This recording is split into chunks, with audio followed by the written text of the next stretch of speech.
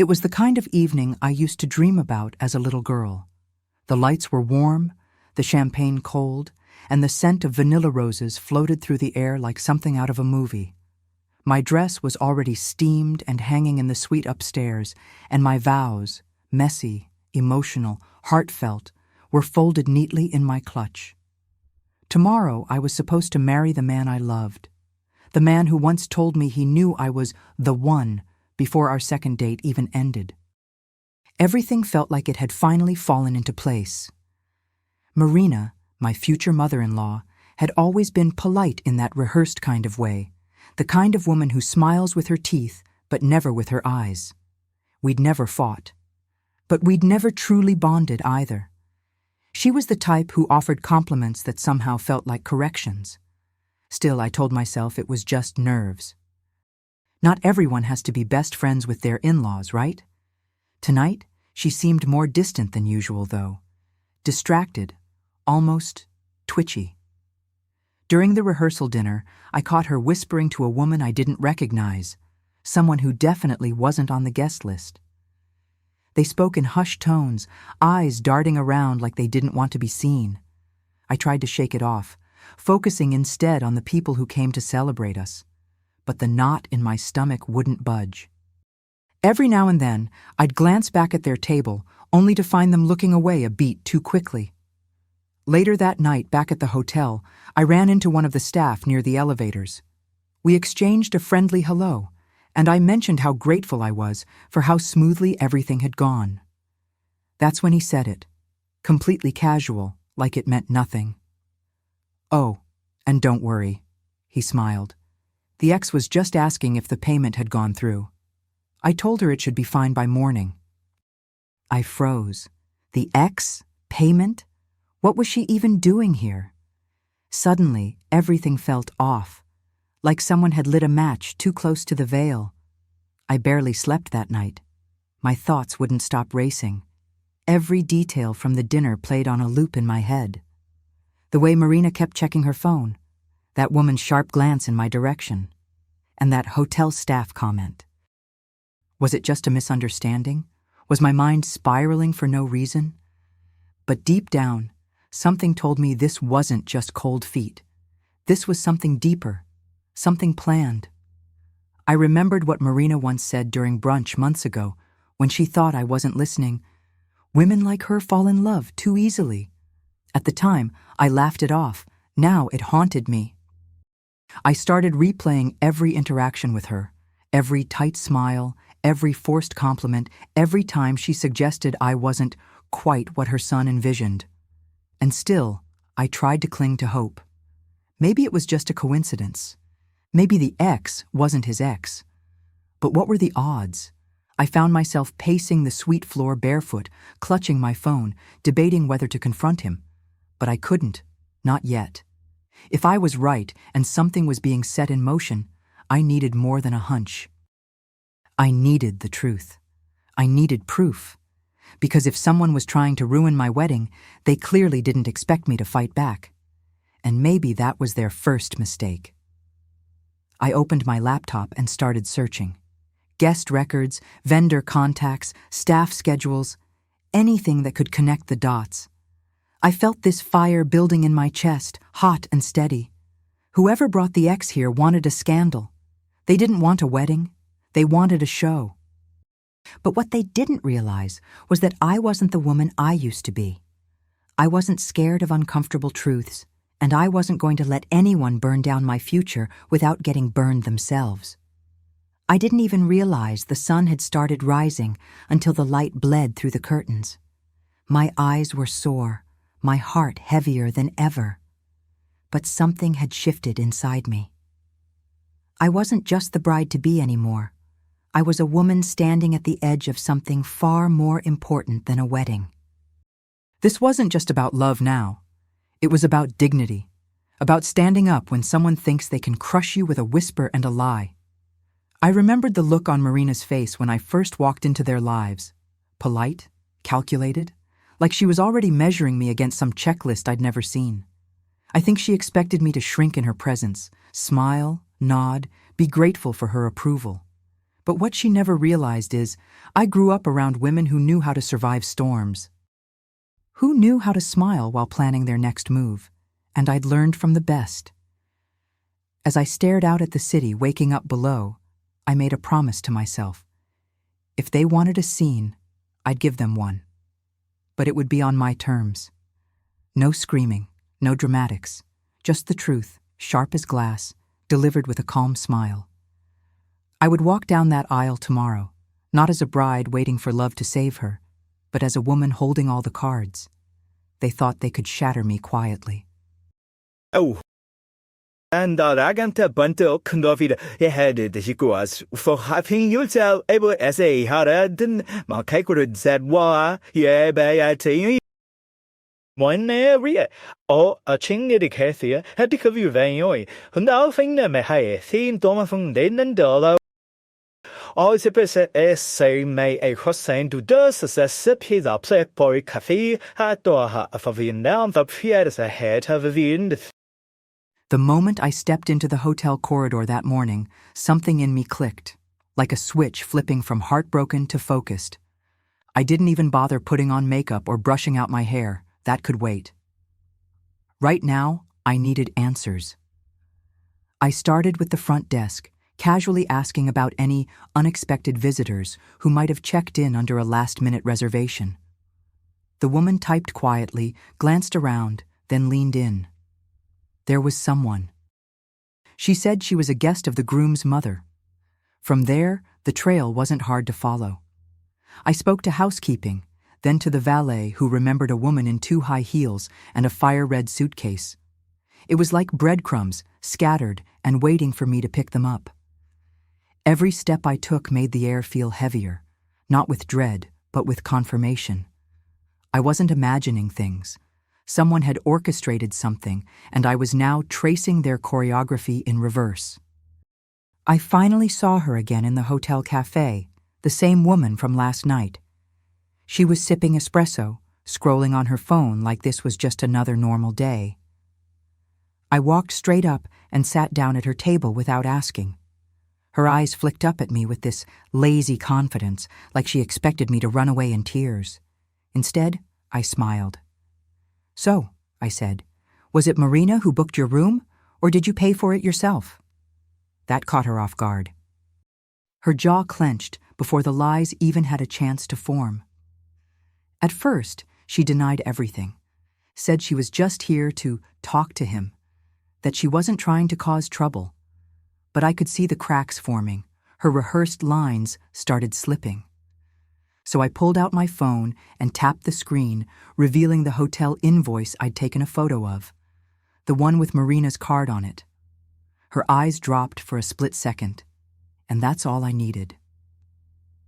"You're not very good at this," I whispered. "But don't worry, I am." That was when she cracked. Her shoulders dropped, her eyes darted toward the windows like she was looking for an exit, not from the cafe, but from the conversation. And I stayed quiet. Let the silence do the work. Eventually, she leaned in and muttered, "It was never supposed to get this far." I didn't flinch. I wanted her to keep going, to dig her own hole. She said it would just shake things up, make him think twice before marrying you.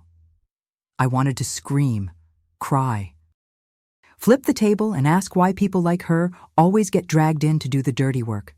But instead, I just nodded. "And what were you supposed to do during the ceremony?"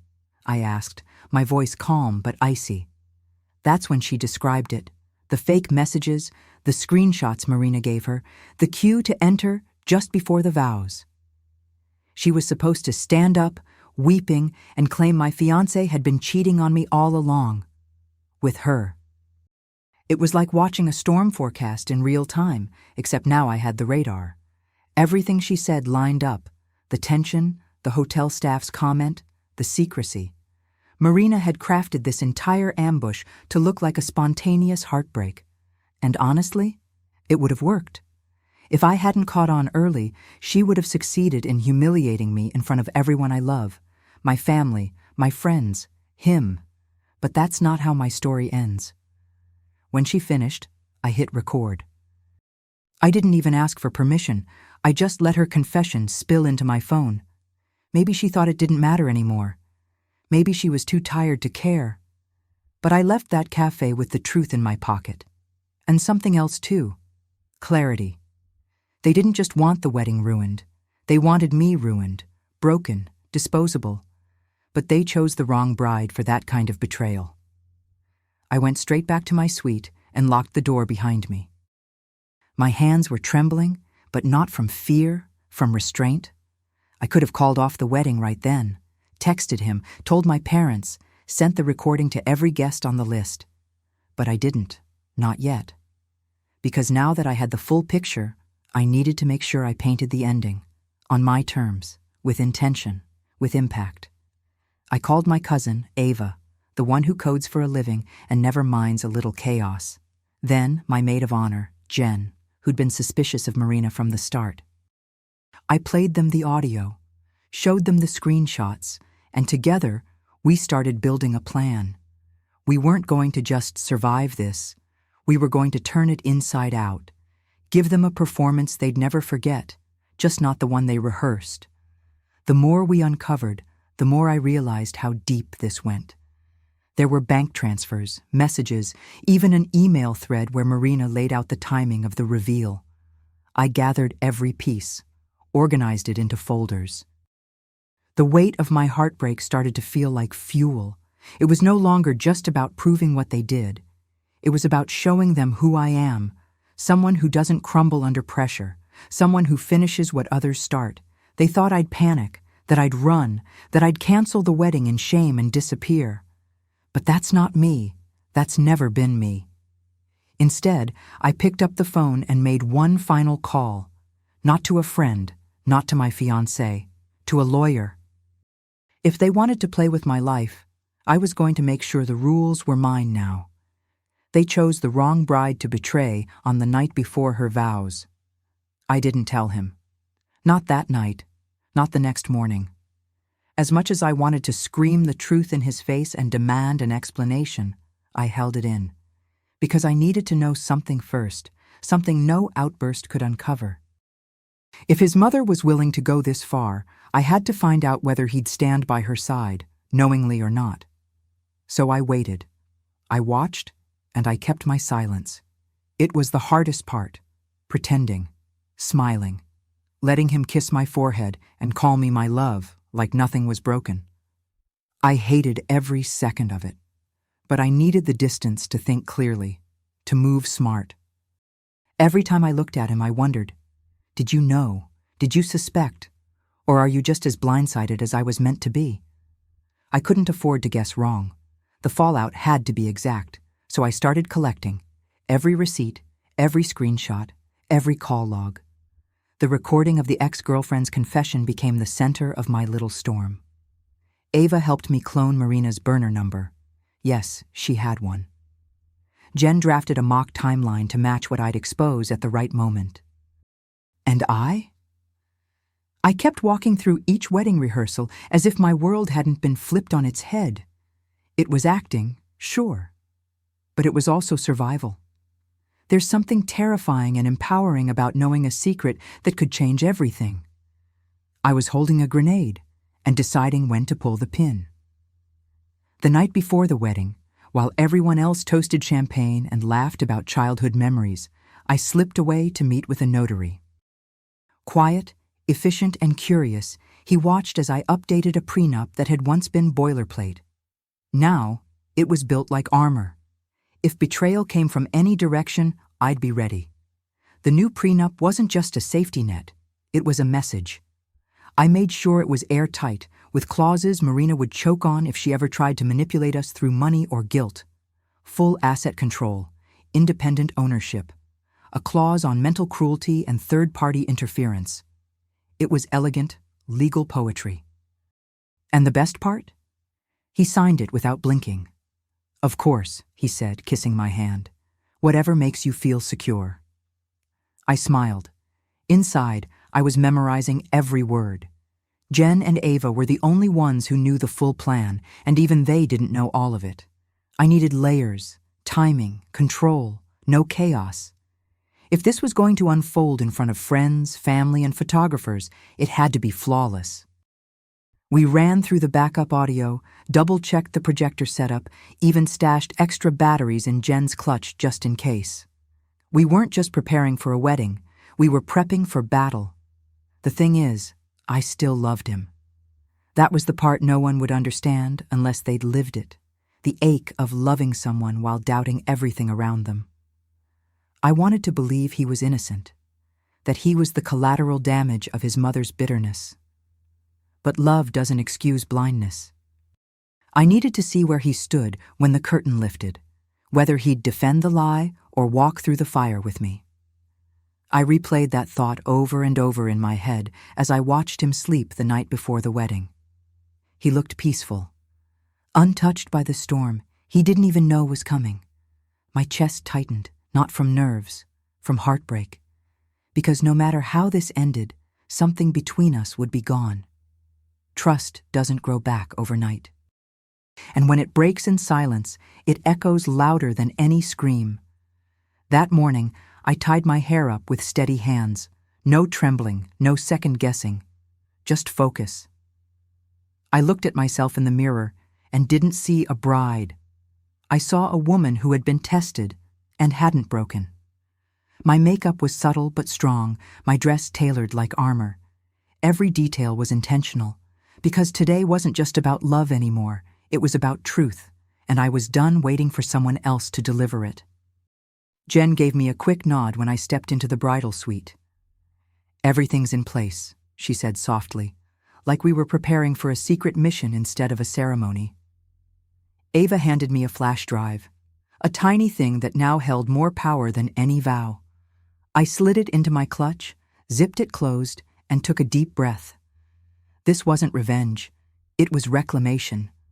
I wasn't destroying anything. I was revealing what had already been rotting beneath the surface. I could hear the string quartet warming up, the soft shuffle of guests taking their seats, the hush of anticipation. Everyone saw a picture-perfect wedding, and in many ways it still would be, just not the one they expected. I stood by the doors, ready to walk the aisle like every bride before me. But I wasn't heading toward a promise. I was heading toward clarity, toward confrontation, and maybe toward freedom. I glanced at my reflection one last time, not to admire the dress, not to fix my veil, but to remind myself who I was, who I had become. This day was supposed to belong to Marina, to her lies, her control, her script. But she forgot one thing. I don't follow scripts I didn't write. And as the music swelled and the doors opened, I stepped forward, not for the wedding she planned, but for the reckoning I did. The ceremony started like any other. Soft music, polished smiles, the smell of fresh peonies floating through the air. I walked down the aisle with my heart pounding, not from nerves, but from knowing exactly what was about to happen. Guests turned their heads and whispered about how radiant I looked. No one had a clue. Not yet. Marina was seated up front, clutching a bouquet she didn't deserve to hold, her expression as serene as a Sunday sermon. But I saw it, that twitch in her eye. She knew. Then, right on cue, almost to the second, the double doors at the back creaked open. And there she was, the ex. Sobbing, stumbling, clutching her phone like it was a holy relic. "I can't let this happen," she cried out. "He's been texting me. We were together just last week." Heads turned. Murmurs spread. Someone gasped. One of his cousins actually stood up in confusion. "And Marina?" She put a hand to her mouth, feigning horror like an actress who never quite earned the role. I didn't move at first. I let it breathe, let the chaos swirl around me. I could feel everyone watching me, waiting to see if I'd crumble, if I'd break down and run, but I didn't. Instead, I reached into my clutch, pulled out the mic I had tucked beside the flash drive, and took one calm step forward. "Before we continue," I said, my voice steady and clear, "there's something all of you need to hear." The ex froze. Marina blinked twice, caught mid-performance. I turned toward the sound booth and gave a simple nod, and then it began. Her voice filled the room, shaky, unsure, but undeniable. The recording of her confession played over the speakers, word for word, how she was paid, what she was asked to do, who arranged it. The guests went silent, no whispers, no gasps, just stunned, breathless stillness. And then came the screenshots, projected onto the screen behind us, bank statements, messages, Marina's own words, her signature, her plan. Marina didn't speak. For the first time since I met her, she had no words. Her mouth opened, then closed, her eyes flicking toward the crowd like she could pull sympathy out of thin air. But there was none. Her husband slowly leaned away from her. A bridesmaid covered her mouth. The officiant stepped back, uncertain whether to stay or run. And me? I stood there, calm and upright, watching her unravel under the weight of her own deception. The ex didn't even try to stay anymore. As the audio kept playing, she turned and walked out of the room, her role in the play officially over. No bow, no curtain call, just the back of her head disappearing through the same doors she had burst through minutes earlier.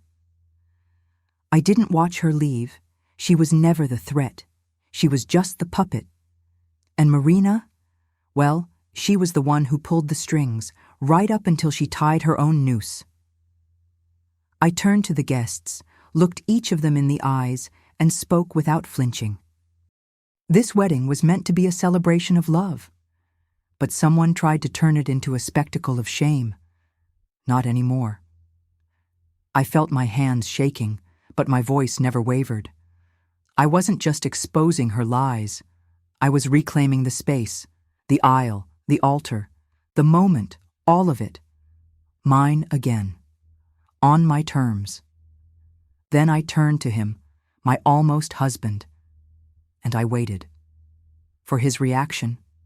For his truth, for the one thing I hadn't been able to control.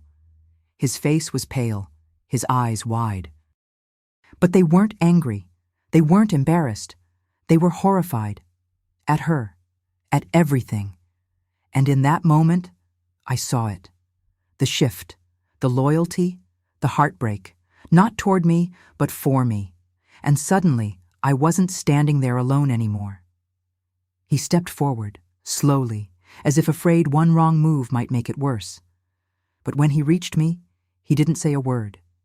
He just turned around to face the guests and said, "I had no idea. I swear to you all, I didn't know." And then he looked at his mother. "How could you?" His voice cracked on that last part. Marina tried to respond, but nothing came out. Maybe because there was no defense for what she did. Not this time. There was something painfully beautiful in that silence. Like the entire room had collectively decided to stop pretending. People started murmuring again, but not in judgment, in disbelief, in support. One of my aunts clapped. A family friend actually shouted, "Good for you!" And I could see it sinking in for Marina, not just the humiliation, but the isolation. Whatever grip she thought she had, gone. Severed in front of everyone who ever mattered. She stood up, tried to gather what was left of her pride, and made her way toward the exit. Her shoes clicked against the floor with too much force, like she could stomp her shame away. But every step sounded like an admission.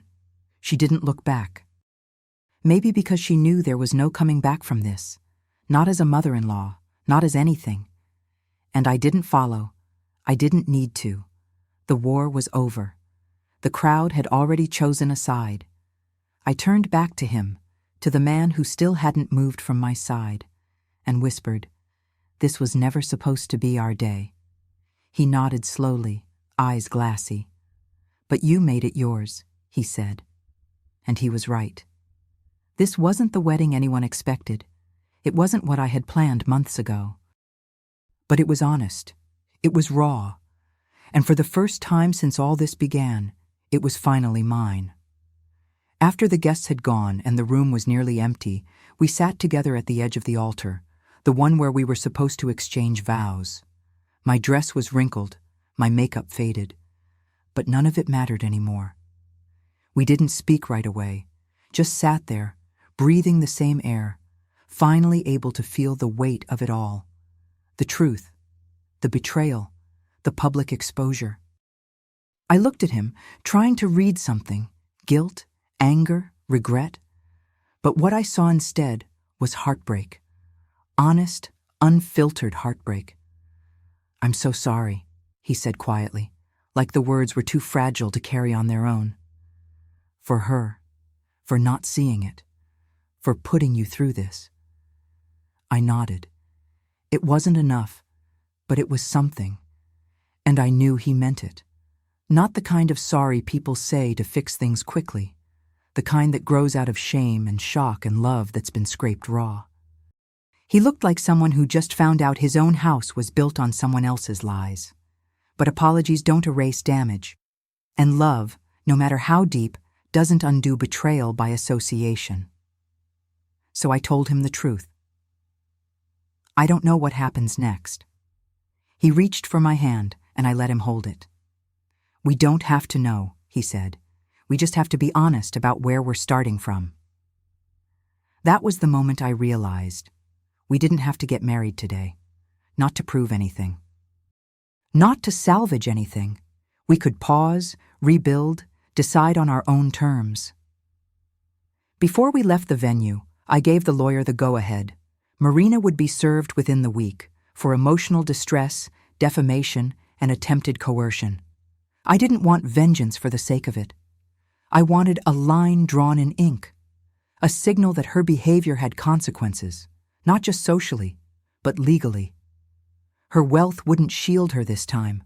Her status, her fake smiles, her web of influence, none of it mattered. Not when the truth was documented, notarized, and now enforceable. The legal notice wasn't about money. It was about boundaries, about reclaiming power in a space where I had almost been erased. Marina had tried to script my downfall, to choreograph a public humiliation so loud it would echo for years. But now, she was the one being named in official documents, the one being held accountable in ink and law. And the silence that followed her exit wasn't sympathy. It was disgust. As for the ex, she vanished as quickly as she appeared. I didn't care where she went. I wasn't interested in following her life or digging deeper into her motives. She had done her part, and now she could disappear into whatever shadows she crawled out from. What mattered was that her involvement had been exposed, not just to the guests, but to every contact in the legal trail. Her name was now tethered to Marina's plot. Actions have weight, and hers would follow her. Back at home, the quiet was jarring. No guests, no photographers, no first dance, just stillness. I made tea in my kitchen, the same way I did every Sunday morning. But this time, everything tasted different. There's a strange kind of peace that comes after the storm. Not relief exactly, but a certain clarity. I was no longer preparing for a future someone else designed for me. I was standing in the present, wide awake, and finally in control. He came over that evening. No tuxedo. No grand gestures, just him in jeans and a soft, apologetic smile. We didn't talk much. We didn't need to. He helped me put away the extra wedding favors, wrapped the leftover cake, and asked if we could take things slowly. No pressure, no expectations. I said yes, because in a world where everyone had tried to rush me, rewrite me, undo me, that small, patient offer felt like the most radical thing of all. We didn't post anything online. No statements, no explanations. Let them wonder. Let the story travel through whispers and phone calls and uncomfortable family dinners. I didn't owe the world a neat ending tied with a ribbon. What I did owe, to myself, was silence, space, and choice. And I was finally in a place where I could claim all three. No more performative happiness, no more pretending, just the truth, lived quietly and fully. In the days that followed, messages poured in, friends, distant relatives, even some of his family members. Some apologized.